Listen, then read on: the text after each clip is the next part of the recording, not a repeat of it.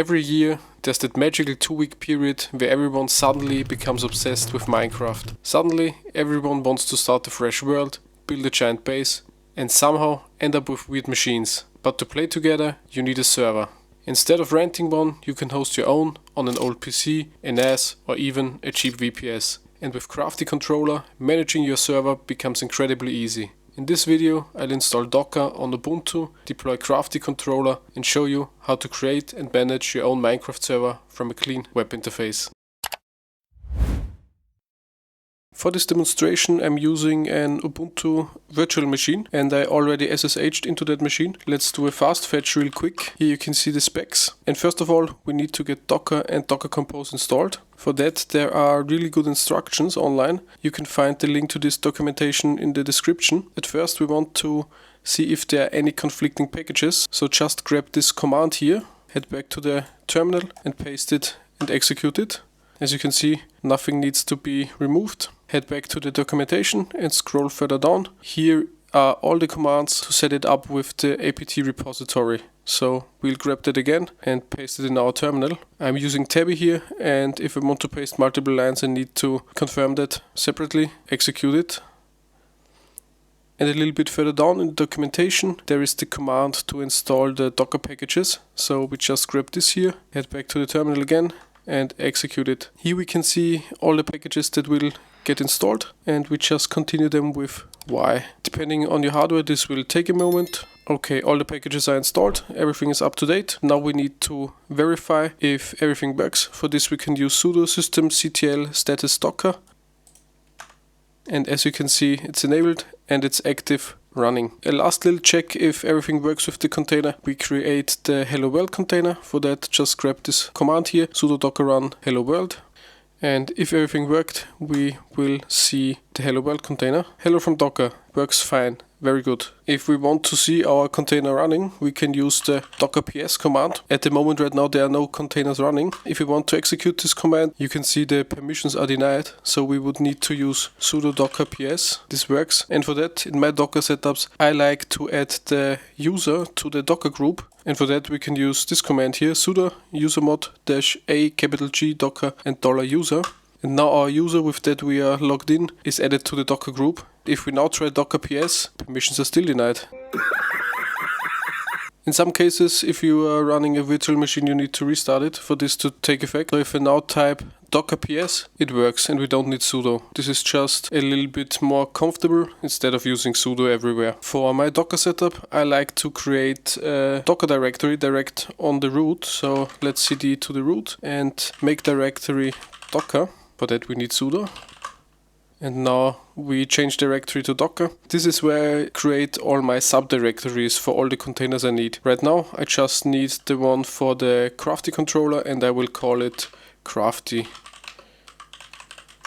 And we also cd into that directory. Now we need the Docker Compose file. You can use the touch command to create this file. That would be touch docker-compose.yaml, or you just use an editor like nano, vi or vim. Create the file this way. So you could also do nano docker-compose.yaml, and now we're in the file. But of course we need sudo for this because the file is not writable. So sudo nano docker-compose.yaml. I'll just put something in here right now, test, save with Ctrl O and Ctrl X to exit, and if we do an ls now you can see there is our Docker Compose YAML file. Let's take a quick look at the documentation for the Crafty Controller Docker install. Here you can see all the mount locations we need, so we need directories for backups, logs, servers, config and import. And if we scroll a little bit down, here are the Docker CLI commands, but we want to use Docker Compose, so a little bit further down. Here you can see the Docker Compose YAML file with the pre-built image. So we just copy it and modify it to our needs. So head back to the terminal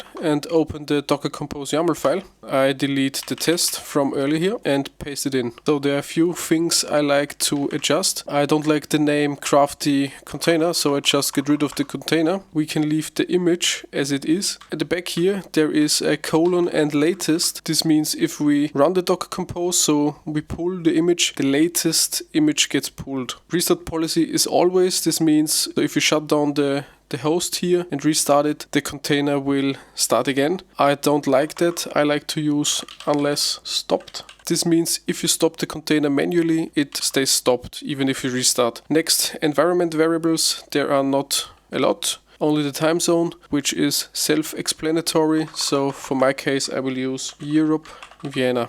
Next up are the ports. 8443 is for the web interface, so we can create and manage our servers. For the ports, everything on the left side here is outside of the container, which you can modify. For example, if we already have any container running with the port 8443, we can change this here, for example, to 9443. But it is important that you don't change the right side. This one here, the right side, is the port inside of the container. Don't change that. Here is the Dynamap. I don't need that, or want to use that. Also the ports for Bedrock, so I will get rid of both of these lines. And the last one are the ports for the Minecraft server. Further down on the volumes, you can see they are here stated with ./docker/backups. In the setup I did right now, I don't need the Docker instance here, so I can get rid of that. The dot at the beginning means the Docker Compose file will look in the directory the file itself is in. So we are now at /docker, and there is our Docker Compose file. This means we will get the folders here, backup logs, servers, config and import created in /docker. So these are all the changes we need to do. Save the file, Ctrl O, and exit it with Ctrl X. Now we can run Docker Compose up -d. This will start the container and run it in the background. We could also add a command to see the Docker logs. This would be Docker Compose logs -f. Let's execute this. As you can see, the image gets pulled. This will take some time depending on your internet connection. After the image is pulled, the container gets created, and here you can see all the output from the log. Here the last line you can see info, Crafty has fully started and is now ready to use. To get out of the logs from the container here, you can just hit Ctrl and C. Before we can head over to the web interface, we can do an ls and see all our directories got created. And now let's change to the config. Here we need to get the password for the admin user. This one is stored in default-creds.txt. We could open the file, or we can just run a cat to get it output in the terminal here. So default-creds, and here you can see the username is admin and the password is below. I copy that. Now let's open the web interface in the browser. In the documentation is stated that you need to use HTTP, otherwise it won't work.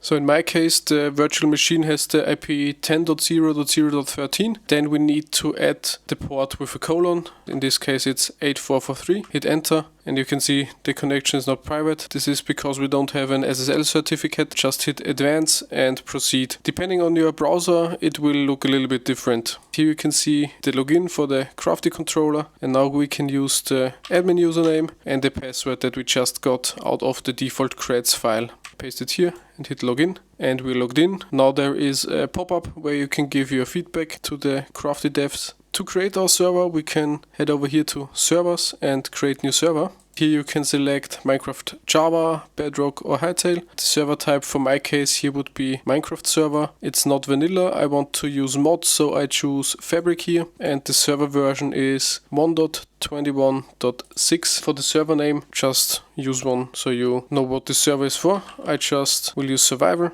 And a little bit further down you can change the RAM, so it will use a minimum of 1 GB and a maximum of 2 GB, and the server port. You can see 25565 is the default port. If you want to run more servers, you can just count up here.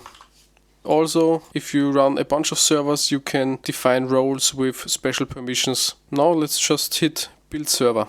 As you can see, the server got created, but it's not running right now. For that we hit the play icon. For every new server you need to agree the Minecraft end user license agreement. If we now click on the server name here, we head over to the terminal. You can see what's happening in the background. Here he now gets the fabric loader and also starts to generate the Minecraft world. As you can see, it's done, the server is running, and now we can try to connect to it. I now opened Minecraft with an offline account because I don't want my username to get leaked. Just head over to multiplayer and add server. You can choose whatever name you want. The server IP right now is 10.0.0.13. Because we use the default port, we don't need to specify it. But as mentioned before, if you run more servers, you just add the colon here and the adapted port.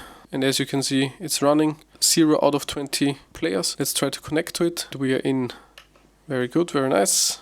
You can punch some trees. You might wonder now, okay, the server is running, but I want to change my game mode. For example, I want to use creative, or I want to be an operator so I can help other players on the server. For that, we head back over to the web interface. Here you can see enter your command. I can now use /op and the username Andy. This is my local account now. Here in Minecraft you can see made Andy a server operator, and if I now try /game mode, I can change it to creative and can fly around and explore the world. I can also use the OP command now and make other players operators. So the server is working, and now I want to show you a little bit how you can administrate the server. If you want to change anything on the server, I always recommend to stop it. This is what I will do now. So the server is stopped. Up here you can see there are a few items. Terminal, we already have been here. Logs, here you can see what happened on the server. Backup is very important. Here you can create a backup and you can name it and also say it should be compressed. The server should shut down for the command. Also max backups, how many backups should be kept. Files. Here you can see all the files the server needs. Example here .fabric, because we use a fabric loader. If you want to install some mods, you can head over here to the mods folder and upload them here. If we head back, you can also see world. This is the world we just generated, and of course other JSON files for the configuration. We just made my user Andy an operator. If we look in the ops.json file, you can see there is an entry for my player.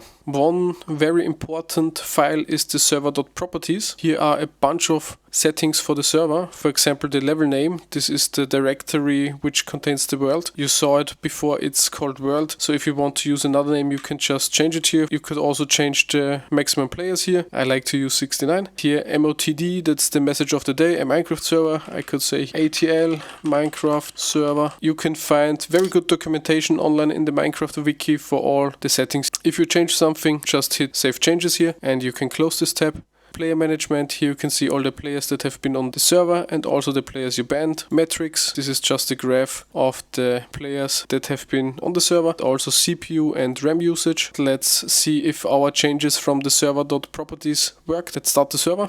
The server has started, and as you can see, our players have changed to 69 and the description is also ATL Minecraft server. Back to the web interface, we stop the server now and we want to upgrade it to a higher version. For that, head over to the update center. Here in the update center you want to select the server type, Fabric. I want to upgrade from .6 to .7 and I hit submit. After that, on the right side you just click on update server and now the server creates a backup. And after that it will upgrade the version. So the update finished. We can now start the server. As you can see at the beginning, it downloads the new version. The server is back up and running, so let's check the version. And as you can see, we can't connect because I'm still on 1.21.6, but the server is 1.21.7. If you want to downgrade, this is also possible. You still do it in the update center. I choose all the server stuff, submit and update the server. The server downgraded the version and started again, so let's check the version. And as you can see, we can connect again because we're back on the correct version for my client.